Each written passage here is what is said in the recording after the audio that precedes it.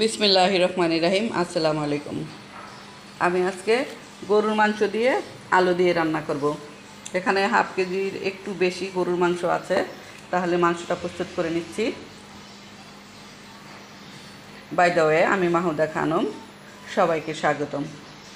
এখানে আছে লবণ, আছে আধা চামচ গরম মশলা গুঁড়া, আধা চামচ জিরার গুঁড়া, আধা চামচ ধনিয়ার গুঁড়া, আর 1 চামচের 4 ভাগের 1 ভাগ মরিচের গুঁড়া আর হলুদের গুঁড়া, আছে স্বাদ মতো লবণ। দিয়ে দিচ্ছি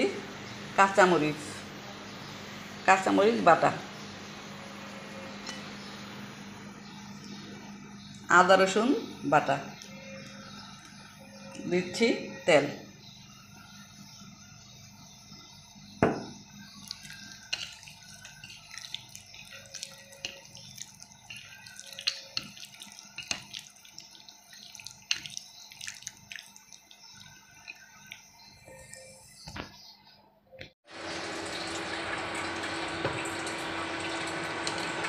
মাংসটা ম্যারিনেট করে 10 মিনিট রেখে দিয়েছি। এখন চুলায় রান্নার জন্য একটা হাঁড়ি দিয়ে দিয়েছি। দিয়ে দিচ্ছি পেঁয়াজ।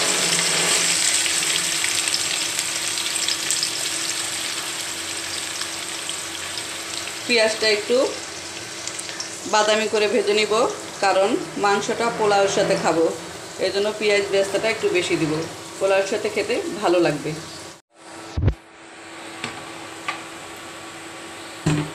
পেঁয়াজটা ব্রাউন করে ভেজে নিলাম। দিয়ে দিচ্ছি ম্যারিনেট করা মাংসগুলো। 5 মিনিট আমি হাই হিটে রান্না করব।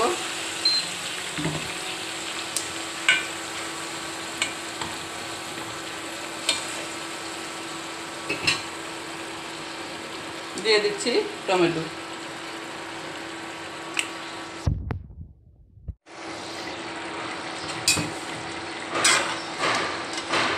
মাংস থেকে পানি উঠেছে।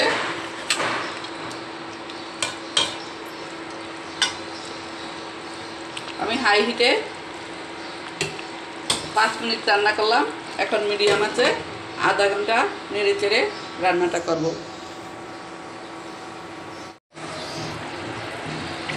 ঢাকনা দিয়ে ঢেকে আমি আধা ঘন্টা রান্না করলাম। অফ ক্যামেরাতে আমি আরও একবার সামান্য পানি দিয়েছিলাম।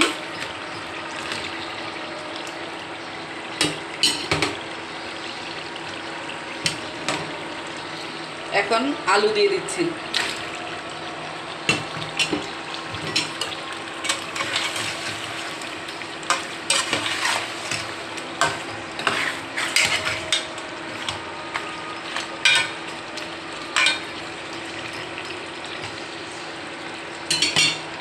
অল্প আছে আমি 10 মিনিট রান্না করব। আলু দিয়ে আমি 10 মিনিট কষিয়ে নিয়েছি। এখন এর সাথে অ্যাড করছি এডিশনাল গরম পানি। আমি 400 গ্রাম পানি দিয়ে দিলাম।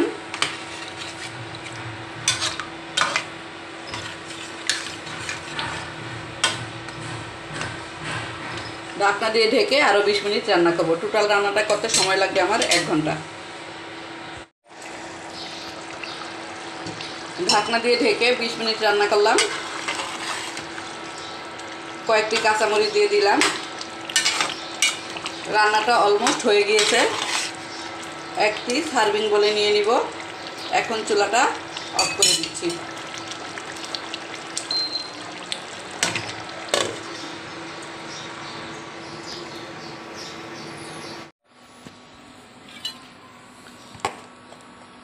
দেখতে দারুণ লাগছে, খেতেও আশা করছি ভালো লাগবে। আলহামদুলিল্লাহ, কালারটা খুব সুন্দর হয়েছে।